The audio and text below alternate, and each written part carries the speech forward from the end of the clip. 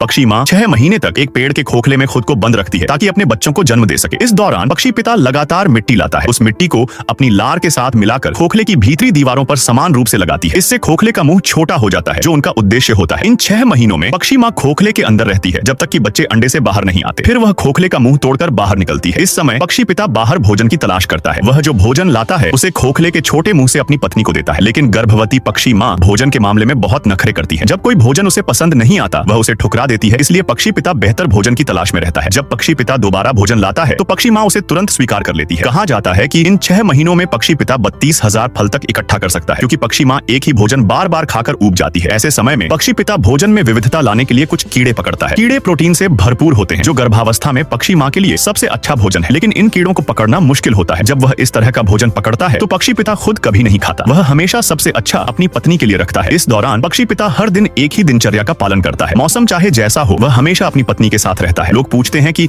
अगर पक्षी पिता वापस नहीं आता तो क्या पक्षी माँ भूख से मर जाएगी? दरअसल जब वे पहली बार प्यार में पड़ते हैं तो पक्षी माँ पहले ही पक्षी पिता की परीक्षा ले चुकी होती है कि क्या वह शादी के बाद उसके लिए घर चला सकता है। वे एक साथ एक चमगादड़ की गुफा के प्रवेश द्वार पर गए थे। हालांकि चमगादड़ उनका भोजन नहीं है, फिर भी पक्षी पिता ने अपनी निष्ठा साबित करने और अपनी पत्नी के लिए घर चलाने की क्षमता दिखाने के लिए एक चमगादड़ पकड़ा था। जब पक्षी माँ ने चमगादड़ को स्वीकार किया तो यह पक्षी पिता को पूरी तरह से स्वीकार करने का प्रतीक था। फिर उन्होंने अपने घर के रूप में एक उपयुक्त पेड़ का खोखला चुना। हॉर्नबिल की दुनिया में एक बार जब वे एक दूसरे के प्रति वचनबद्ध हो जाते हैं तो उनके बच्चे और पक्षी माँ कभी अलग नहीं होते। प्रकृति में इस तरह का आजीवन प्यार बहुत दुर्लभ है। यह वाकई सीखने योग्य है।